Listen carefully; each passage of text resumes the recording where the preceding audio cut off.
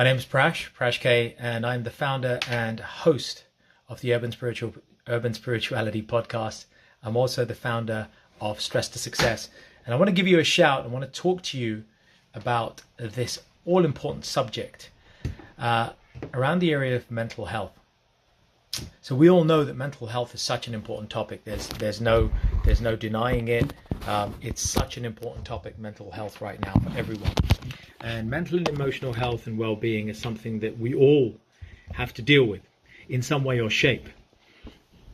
And one of the areas that causes so much anxiety and stress, and therefore leads to poor mental health, is people's inability to manage healthy boundaries. And I want to share about that subject on this session here. And we're going to do this. This is a 4-day mini wellness sprint, and it's a lead up to the mega one day retreat that I'm running on Saturday the 3rd of June. So this Saturday 3rd of June, in case you weren't aware, I'm hosting with my team a fantastic 12-hour 10 a.m. to 10 p.m. immersive experience just an hour from central London, where it's going to be one of the most powerful upgrades for body, mind and spirit that you've experienced in any point in any time, because I'm bringing all the best stuff that we've been running for the past 15 years of running retreats nearly into one powerful day, just to give you a taster of what's happening. There's loads there, but check out the link and the details, and that's what we're leading up to. So in the run up, I'm doing a 4-day mini boost, a wellness boost, and there's 4 areas to that: mental, emotional, physical and spiritual. Today we're going to cover mental health, mental wellness specifically. And so in the areas of mental wellness, how can we improve it? One of the most valuable ways to improve our mental wellness, that is to reduce stress and anxiety and feelings of inadequacy, feelings of a lack of self-confidence, is to learn to manage healthy boundaries. And one of the best ways to manage healthy boundaries is by learning to say no. I'll say that again. We're so used to saying yes to anything. How many times have you been in a situation where you kind of haven't had the time or the energy or the money to do something, and yet you feel almost obligated to do it because it's a friend or a family member or somebody asking, and you don't know what to do, so you just kind of say yes. You almost feel like you can't say no. I mean, that's the family member there, that's a friend, that's a work colleague. How many times have you ended up saying yes or doing something that you should have said no to, and then your mental, emotional, financial, physical health has suffered? I think we can all relate to that in some way or shape. We've all done that in some way. Why do we do that? So many reasons. As humans, we're tribe animals. We're part of communities. If we say no, there's a subconscious fear that we're shunning ourselves, or we're going to be shunned from that group, or we'll be rejected or we're spurned. There's a fear of rejection, fear of a lack of love, fear of a loss of love, fear of future repercussions if we say no today. So a lot of fear-guided thought processes determine the behavior that we take, and that behavior ends up causing us to say yes when in actuality we probably should have said no. And this is a theme for all of us. So why should we say no? Firstly, let's start there.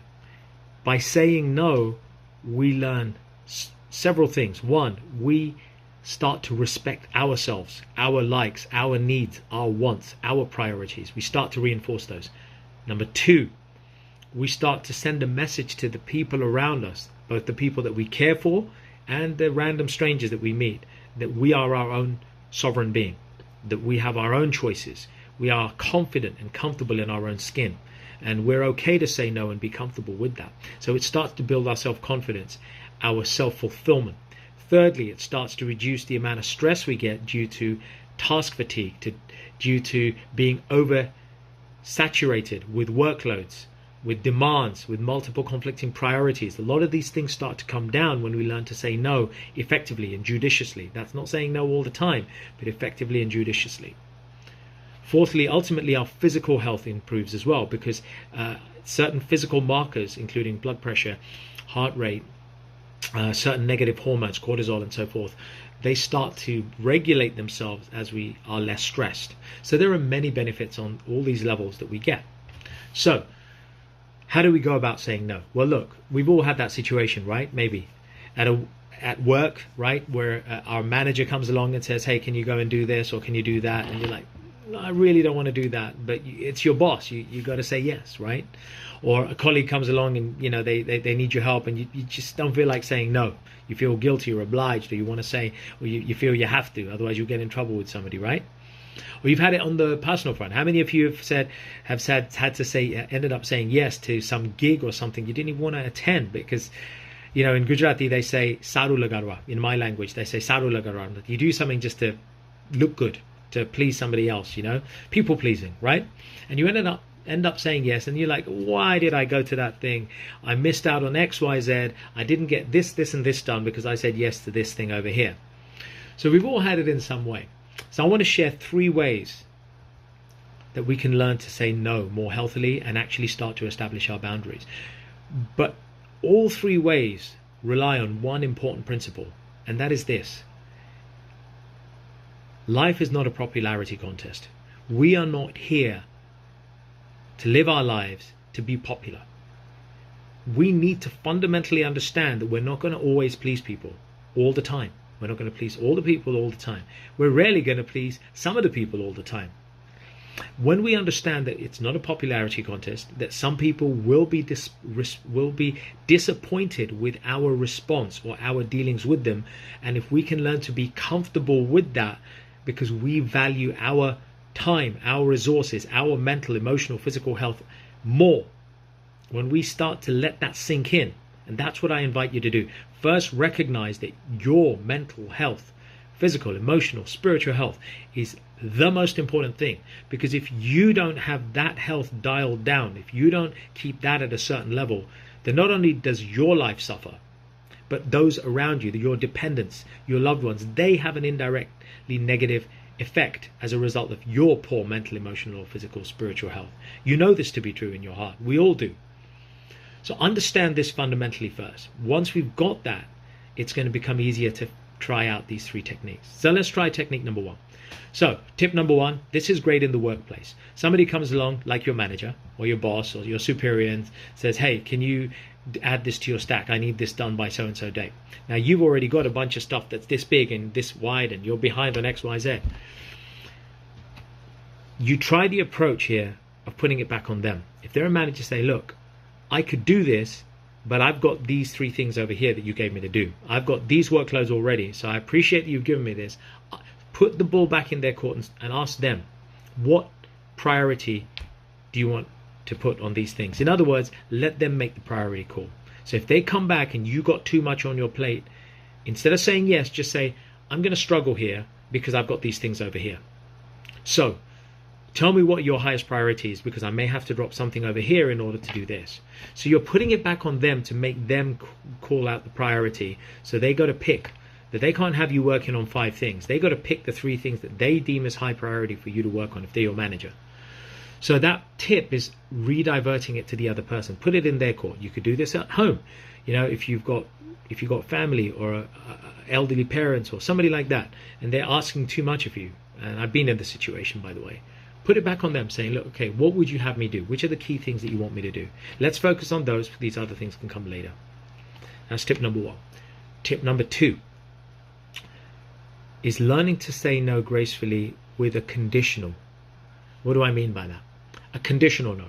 So it could go like this. A work colleague comes to you, or a friend comes to you and says, hey, I need a hand. Can you help me move my house? Or a work colleague says, can you help me with this project that I've got? I got a deadline over here.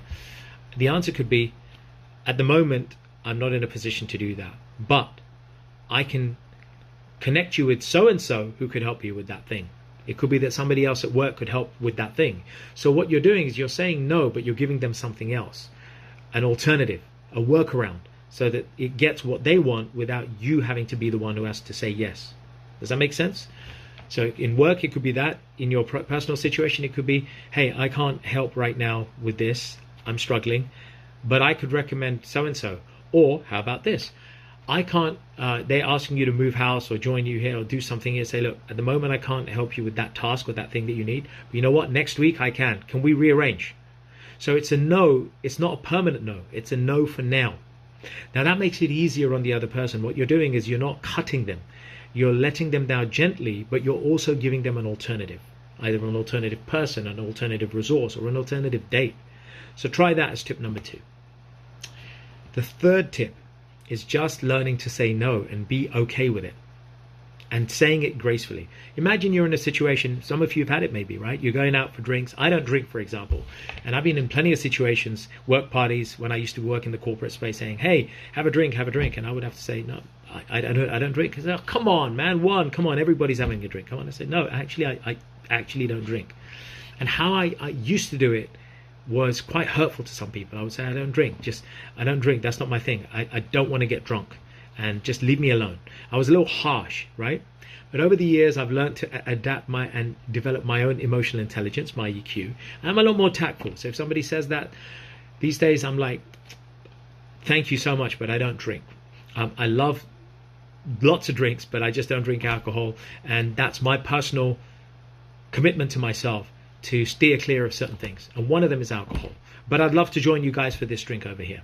So you're kind of like really gracefully saying no. You're holding your own space and preferences, and you're not offending them in any way.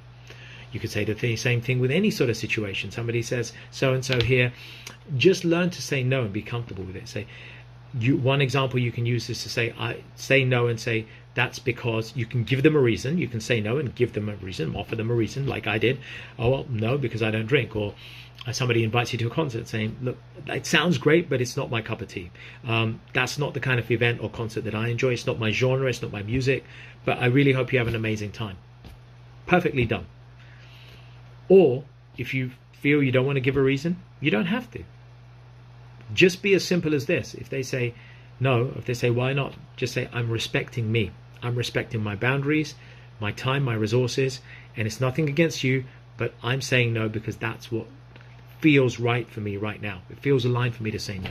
But that doesn't mean that I'm going to say no another time, or I might say yes to something else. But I'm just saying no to this thing over here at this point in time. And it's done so respectfully, so gracefully, that you minimize the chance of anyone feeling offended. And remember what I said before.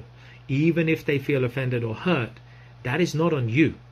You are not here to run a popularity contest. You're not here to please everyone. They need to learn to be comfortable with you being you. And you know what? The more you learn to say no gracefully and with tact and with a certain level of emotional intelligence in this way that I've described, the more people learn to respect you ultimately. And the more you're teaching them that it's okay to say no. And if the world said no more often to things that they ought to say no to, then we would be less stressed as a society, as a family, as individuals. So, I hope that that's been of value and you've learned something through this. And I invite you to 2 things. Firstly, join us on this podcast. I run this podcast on a regular basis. It's called Urban Spirituality. You'll find it on iTunes, Spotify, Amazon Music, Audible now, YouTube. Find Urban Spirituality Podcast. Go follow the episodes. There's so much wisdom. I call it, my strapline is wisdom on the go, because the wisdom that I try to share is always done within 5 to 10 minutes. And it's quick, it's fast, it's punchy. There are longer conversations if you like that kind of thing. The first 20 to 30 episodes are wonderful long conversations. So go through that as well. So check that out. And I will catch you soon on another episode if you are joining us. Take care. In the meantime, if you are anywhere near London, I invite you to this Saturday's one-day mega retreat. It will be unique, powerful, and game-changing for many of you. If you've not experienced a retreat, or even if you have, this is something refreshingly different, and I mean that. So get in touch if you're free on Saturday, or if you want to come along, if you feel called to rise up, to step up into a higher level of greatness, or to just nourish yourself and care for yourself, then drop me a line, and myself or my team will be in touch, and we'd love to welcome you on Saturday for something that could literally shift your life in so many positive ways and help you to crush 2023. That's it from me. I hope you enjoyed it. Stay tuned for day 2 that's coming up. Day 2, that's Wednesday, tomorrow, or whenever you're watching it, Wednesday, we will be tackling another wellness boost, as we'll do on day 3 on Thursday and day 4 Friday. So we've done mental wellness, we've got emotional, physical, and spiritual wellness to go. Join me on this. Take up the challenge, learn to say no, share your comments on how it goes for you. That's it from me. Peace out. Namaste.